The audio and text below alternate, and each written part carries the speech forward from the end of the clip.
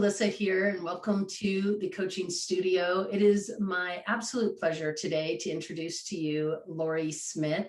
She's somebody I met last year, and I was really looking forward to having another conversation with her. So here we are. Lauri, let me introduce you real quickly. Lauri is an intuitive public speaking and leadership coach. She helps visionaries on a soul-driven mission stand in their power, speak their truth, and lead. Lauri is the CEO of Voice Matters and the author of Your Voice Matters, a guide to speaking soulfully when it counts. Her mission is to call forth more open-hearted leaders so they can do their part to change the world with authenticity, creativity, and courage. She envisions a world which everyone shares the vibration of their soul's purpose with the world through their voices, and together we reach global harmony. Lauri can always see the soul underneath the static, which makes her really good at motivating people to fight their inner demons and find tremendous inner power. She loves coffee, dark chocolate, and red wine, which is one of the reasons I like her so much. And she's incredibly picky about all three, which is another reason I like her so much. Lauri is busy living her carpe diem life in San Francisco, California with her soulmate. And I want to read just a real quick review of your book, Your Voice Matters, a guide to speaking soulfully when it counts. The review is, when you're someone that is looking to discover your authentic voice and raise your presence in the world, Your Voice Matters is a brilliant map to discovering the path to presence.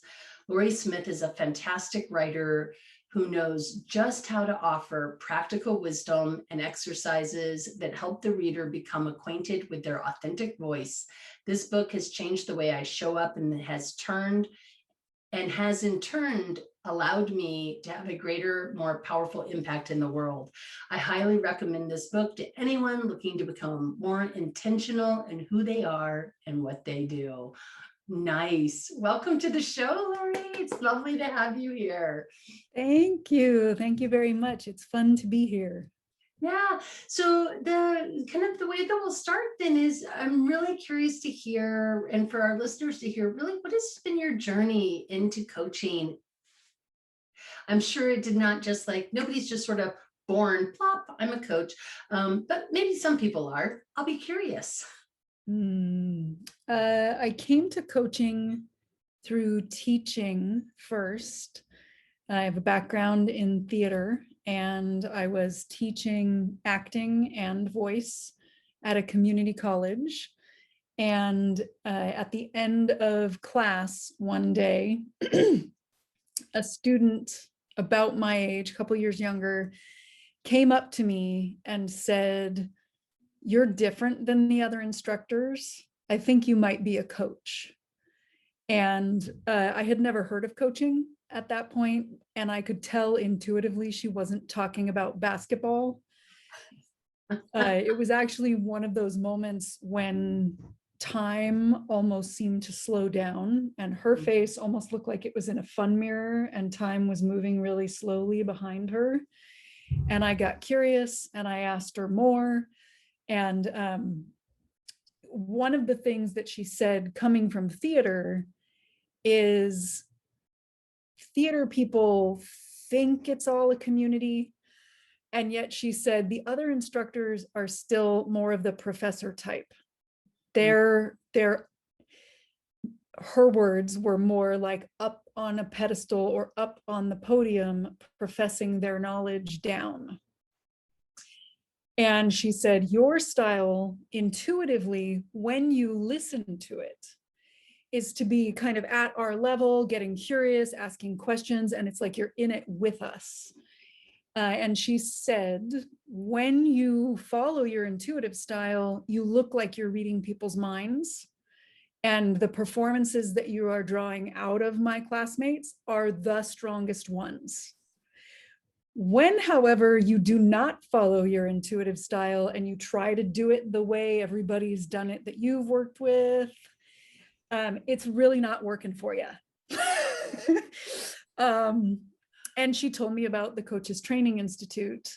So I immediately signed up for the first class. And once I was there for about 15 minutes, actually, I remember about 15 minutes into that first class, having this feeling that that was the final piece of the puzzle of what I was going to do in the world, though I could not have explained what that meant with any kind of left-brained awareness. It felt like I was coming home to something that fit with theater. I didn't know what I would do with it, and then learned to coach and had a favorite boss of mine right before the coaching exam. I coached him because I wanted to make myself nervous before our, at least at that point, CTI, the Coaches Training Institute, did their exams where you coached live. And when I was done being the entrepreneur that he was, he gave me feedback, and it included feedback on the coaching. And it also included, here's some feedback for making this a business. And he said, what's your niche? What's your thing that you bring to it? And I didn't know at first. And then he said, what about something with, theater? And then I went for a walk with a friend. And that was when it's bringing all of the gems from theater and voice for theater and coaching together. And that was, I didn't name it that for a while. And that was when Voice Matters was born. Yeah. It's interesting. As you're talking, I'm thinking about this idea of the empowered voice and really that journey that you were on towards your own empowered voice. How has coaching impacted you personally, this journey that you've been on? I feel like it's been 13 years of a journey. And I feel like I have a life that is beyond what my wildest dreams were, for the most part, before I had ever discovered coaching. I didn't know what values were. I didn't always know how to listen to my intuition. I was decent at listening to intuition as a teacher, and really being curious and listening to intuition expanded my coaching, my teaching, and it also helps me through having my own coach to listen and be following my intuition and unleashing my own creativity in my life. There was even a moment in an acting class way before I ever discovered coaching. I don't remember all of the details, but I feel like he asked me, like, if you were your own alter ego, what kind of a life would you have? And my life at that point was working as an executive assistant during the day in the Silicon Valley and doing theater at night. And I was getting very tired. I think I was probably 30 or close to it at that point. And you can do that for a while, and then eventually you run out of energy.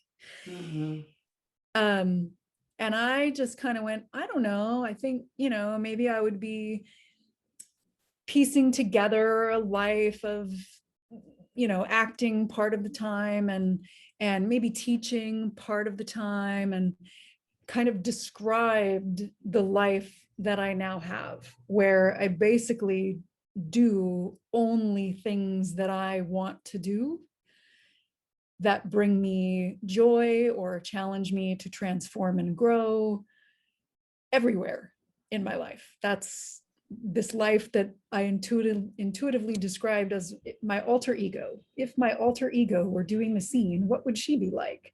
And in a lot of ways, that is the life that I now have. And it didn't seem possible at that point.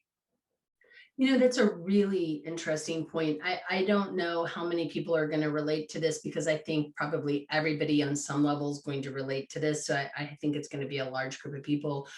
But these intentions that we set for ourselves sort of unconsciously, but they stick somehow.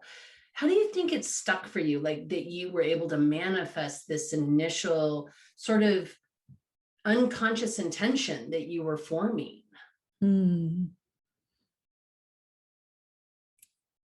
I think the first leap was a big one, actually walking away from that corporate job to go. I was going to get a degree in theater, thinking I would teach theater during the day and I would do theater at night. And I honestly thought at the time that I would be in, kind of starvation mode, the starving artist, and I was just going to go ahead and choose it anyway. And having the support of coaches and the universe kind of there, I didn't get a full-time teaching job the few times that I tried. I was being led toward part-time teaching jobs. And I even said at one point early on, I'm going to make a gesture that not everyone will be able to see, but my teaching was up here. I was working as a personal assistant part-time. I was teaching part-time. I was coaching part-time. And I think around the time I let the personal assistant thing go, I said, well, what I'd like to have happen is that my teaching and my coaching over time sort of switch places in the amount of time I do them. And the last time I taught theater was 4 years ago. It completely switched, even more than I'd thought. And that was like a moment where I said I kind of wanted that. And my memory is that it was a powerful moment because it was while talking to a coach or talking to someone who is holding space for that intention and kind of helping to pull that intention out of you. Yeah. So that embodied experience where you said it for yourself and you heard yourself say it at the same time. Yeah. Interesting. Yeah. I think that's so you in some way, I mean, obviously unique and special for you, your experience. And yet I think for a lot of people, that experience of saying something and for the first time even hearing it from their own mouth and hearing what they're saying locks it in a little bit tighter. Yeah. You also just made me think of a client that I had very early on, like probably 13 years ago, a certification client, ended up doing a vision board. And I remember her sharing it back with me twice. Once after she had decided to do it, when it was all finished. And then once when we completed our coaching relationship, she brought it back in and had manifested a job that didn't exist. When she started making it, the job did not exist. And then by the time we stopped working together, the job that she saw in her vision board, she had basically made it come into being and was going off to work that job. Yeah, I can't even overstate the power of intention in what it is that we're choosing. And not that it has to be a job or that it could be anything. I live up in the Pacific Northwest now. And honestly, I came up here during graduate school and thought to myself, I want to live up here. I married somebody who's like, I'm never living in the Pacific Northwest ever. And then yet here we are, right? Like, so, so I really think that we can, like, I think it's maybe the intersection between our intentions and what the universe knows we need, I think may also be a piece of it also. And that all of a sudden the flow moves in the direction of the intention that is going to be, it's going to be a stretch, but it's also going to take you where you want to go. And so I met you at an interesting time in your journey where you were moving into MCC coaching from PCC to MCC. And I'm really curious because I know you, congratulations, got your MCC this year. So Thank you.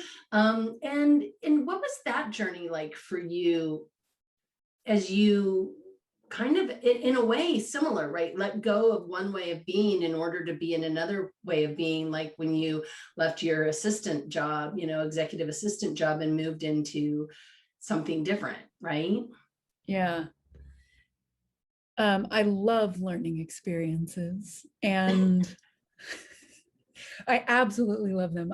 It came in right at the right time. So I have a pattern of learning and then kind of integrating for a while, and then I'll get hungry for more learning again. I was hungry when I went into it. And then for learning experiences and at moments in my business and when cast in a role, part of my creative process is to go through a phase of resistance, which happened. Like, this is why I'm here. And yet my inner teenager is kind of coming out and resisting and wanting to be independent and wanting to do it differently, which someone that I work with actually was the first person to say, let me tell you how you work, and pointed that resistant phase out. And then my fiance at one point said, let me tell you about your creative process. This is like, you're in this resistance. I can't do it. Sometimes they all get together. And then, since we were just talking about intention, I set the intention to take the best of everything, the way I let go of anything that was old from the way I had been doing it, and take the best forward and take the best of the new that I was learning, and come up with a way of integrating them that felt like me, which is different from resisting and wanting to just be me and do it my way. It's like, well, in the end, you do end up with your way. That's a lot of what I remember about the journey. And I remember, going through phases of, I can't do this, I don't understand it. And then feeling like it's starting to kick in and it's opening something up, and coaching feels even more magical. It's like it's new again with the depth and the experience of many years. And I love that place, which is part of why I go back for more learning, to be in beginner's mind and 13 years of experience, all in the same moment somehow. Yeah, it's beautiful. And I'm hearing like integration, the integration of ways of being that are new with ways of being that are you, right? Like, and really bringing those together. What would you offer a coach who's really moving towards MCC themselves and maybe struggling a bit with that integrative piece of that journey? Remember that the integration comes later.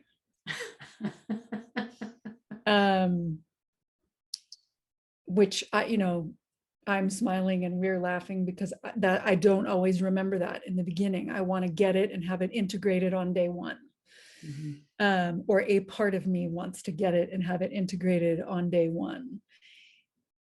Part of the beauty of it is being in the not knowing in the beginning, trusting that the integration will come later on down the road. And I believe it comes even more fully the more that we kind of surrender and steep in the new. I even just flashed on another moment with students in theater, some of whom were resistant against my classes, and some of whom were resistant against other teachers' classes. And in a total intuitive blurt one day, I looked at one of the students and said, well, your job right now is to fully be in each class that you are in. Like 100% committed, all in. And only if you've really done that can you then truly decide which of what I'm teaching you, what Tom is teaching you, what Janice is teaching you. After you've fully done it, you then decide what of each thing works for you. And then I also said, and you keep in mind you're young. When I was 19 years old, there were things that I let go that did not work for me at 19. Fast forward, 20, 30 years, and I'm having my struggle moment and my I can't do this moment with a role or with a client. And all of a sudden, this tool that didn't used to work for you pops into your head. Mm-hmm. Mm-hmm. Go with that tool when you're like, what? It's not working, whether it's coaching or theater. Be open to going with the tool when it pops back up for you, because it may not be your tool at 19. It might be your tool at 49, and it will surprise you. Yeah, that is beautiful, because I mean, it's so true. Fill your toolbox with tools. You never know when you will need that tool, and to have had it and to really anchor it in your toolbox means you have access to it when it shows up. And Yeah. just kind of rolling back to something you said before, I can't even overemphasize this, because this was really a part of my own MCC journey, which is this process of letting go, in order to be fully present with another human being, letting go of my ideas about what it is they need to be doing, letting go of my ideas of attachment to their outcome, letting go of the idea that I need to be the perfect coach, or I have to know everything. And I mean, I think what I see a lot with coaches is a transformation from wanting to be of value to their clients, so they want to give to their clients, versus holding that space. And I mean, I think that piece is that part of that letting go, really, so that you can be with, to create that space that you're talking about. Yeah. Surrender, letting go, and trusting are huge values, themes in my life, and they're certainly there in coaching. And I thought I think I was good at holding space even before. Holding space as long as it was already going well. And there's a new level after the MCC journey of, even when it's awkward or a little clunky, like driving stick shift, my impulse now is to just kind of sit in the awkwardness. Yeah. And be curious. And sometimes the client just opens their mouth and has complete and utter clarity emerge out of the awkwardness. And I've done absolutely nothing except sit there and hold space with a curious look on my face. So it's a deeper level of that, which is part of what I love about coaching. And it is part of what people have said they like about me as a coach. And I even did a session with someone, not even a session. We were just connecting to see if we might want to work together. And he said, I feel very safe and comfortable with you. And I was like, wow, I've really done nothing today except be curious, ask some questions, answer some questions. And I was a little surprised, because it was a connection conversation, not an actual coaching conversation. I was a little surprised, and yet I know that the surrender and let go, it's rippling out into other circumstances. And I think it's really useful to understand too, that by that surrendering and letting go, my guess is, please correct me if I'm wrong, you're asking questions that invite the client to really explore something for themselves, versus leading the client towards, you want to work with me, right? Like, it's just really an exploration. And so the trust and safety is sort of evolves very seamlessly out of the fact that I don't have a horse in this race, even though maybe I'd like to work with you, maybe I wouldn't, I don't know yet. But it's really this exploratory getting to know each other piece that also shows up in coaching, where I don't really have a horse in that race either, right? Yeah. And you just helped me have an aha.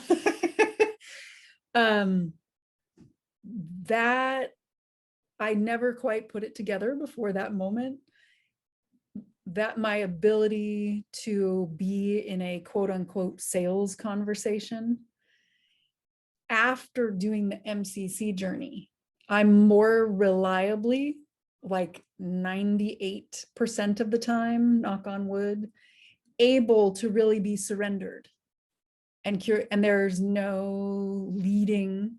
Whereas before the MCC journey, I was in scarcity and trying to lead a person who I might now recognize as, I don't feel a fit here. I would like to refer you to another coach that I think might be better for you. I didn't quite put together that those two things actually happened at the same time. You know, and I think that is really interesting, Lauri, because I think there was something that happened for me, and I don't know if something like this happened for you also, but when I got my MCC, I didn't get my MCC because I thought, oh, if I got my MCC, I'd be like I would be completely great then.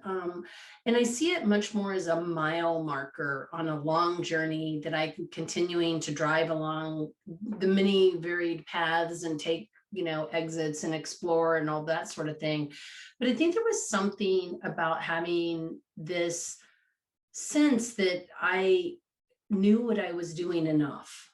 It wasn't perfect maybe, but I knew enough about how to hold that container and how to hold that space that I felt something really similar, which was I just sort of let go of a lot of my trying to do a little dance, sing a little song, see if this fits or not, and really much more confident in that choice making that I was doing as to whether or not this would be a good fit for me. And I'm kind of hearing that in what you're talking about also. Yeah, I always wanted to before, and I did on occasion, and the percentage was not reliably 98%, and now also from, in some ways from MCC, when I have a moment of, I really want to work with you, I just open it up and say it aloud so that I can say, I really want to work with you. And how can I support you in making it's kind of like, that's out. I would love that. Mm-hmm. And how can I support you in making the decision that's right for you? Yeah. Instead of going, I really want to work with her, but I'm going to pretend that I'm not having those thoughts and try to get her to choose me as her coach. Yeah. Very different to just say, I think you're neat and I would love to do more of this. A lot more transparency, a lot more confidence that shows up in that way. And I don't think you need your MCC to have that, but I think definitely it's a piece of what can show up for folks on that journey to really to feel confident in themselves. I mean, and however you feel confident, however anyone feels confident in themselves, that journey is absolutely worth the price of admission, I think. Yeah, absolutely. How are you keeping your passion in coaching alive? How do you keep yourself engaged, fresh, and, enthusiastic? Going back and learning things every once in a while, on that rhythm of when I start to feel hungry, as soon as I start to have less passion, even before that, I will usually get the feeling of it's time to go take some continuing education. And it's not always in coaching. Sometimes it's like working with a different coach to kind of shake it up, or changing how things are kind of organized in my business, going toward what I really love to do and how I really love to work and who I really love to work with. Every time there's a little notch more of, oh, it's this now. This is where I really want to be doing it and who I want to work with. that will take things up a notch, because then all of a sudden, every single session with every single client feels like it's a magical match. Yeah, yeah. And the kind of the continual self-evolution, right? That sense of just I in it to play and to explore and to learn and to grow, and that this is all just part of it. I really appreciate that mindset, because I think that's how we grow anyway, right? Like, and I think it keeps us alive. I don't know, you were making me think. I remember at one point when I was a therapist, I had gotten really kind of burned out in the work that I was doing. This was many years ago when I was working for the military. And I didn't know what I wanted to do. Like, I was like, I need to do something though that's just outside of this. And I ended up taking like a cake decorating class, not because I was all that interested in cake or any of that, but I was just much more like, I just wanted to learn something outside of the arena that I was playing in, just to give my brain something completely different to nosh on, you know? Yeah. Yeah. It's super, it was super invigorating for a bit of time. That said, I'm not a very good cake decorator, and I wouldn't decorate anyone's cake, or even my own, but you know, I did have fun learning, you know, just playing with it. It was like art with sugar, I guess. Yeah. So what are you up to today that you'd like to share with us? My baby, my love, is I have a program called Compelling Speaker, Master the Art of Presence. And I'm now running it 3 or 4 times a year. I don't know when this will air for people. I have one coming up starting a week from today. And I know I'm going to do one in the fall, and there may actually be one, because I have a little bit of a waiting list of people that happens in between June and the fall. I love that program. It's a beautiful experience. Part group, part one-on-one. And the group part is my favorite part, because people get to come together. Mm-hmm.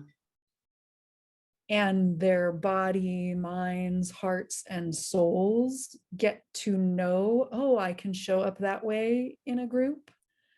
And then their body remembers that they can and have done it when they go to speak out on a stage or a Facebook Live or a video. Yeah. Brilliant. Brilliant. And there'll be a link in below the podcast for people to go to your website, and have an opportunity to check out more about you and about Voice Matters. And if this happens before, it won't be next week, so it'll have to be in the fall. But if you miss one, Lauri's going to have more. And it sounds like people leave that, it sounds like maybe much more confident with talking in front of the camera and showing up on the stage, so to speak. Yeah. Yeah. They've said things like a an embodied breakthrough, that they felt seen and held and confident in a way they didn't know was possible or didn't believe was possible beforehand. Yeah, brilliant. And I mean, with as many coaches who are moving towards platforms where they're doing Facebook Lives or doing YouTube videos, I mean, these are skill sets that coaching schools aren't probably going to teach you. They're really working on the competencies and helping you learn how to hold the container of a conversation. But there's absolute value in that place of learning these others. So instead of cake decorating, learn how to confidently or both. Why not? Or both, or do a cake while you're confidently communicating on your Facebook Live. Lauri, thank you so much for being with me today and having this conversation. I just really enjoyed it. And thank you so much for sharing your MCC journey. I really think it will be of benefit to many, many people. You're welcome. Thank you so much for inviting me. Super welcome. Thank you so much.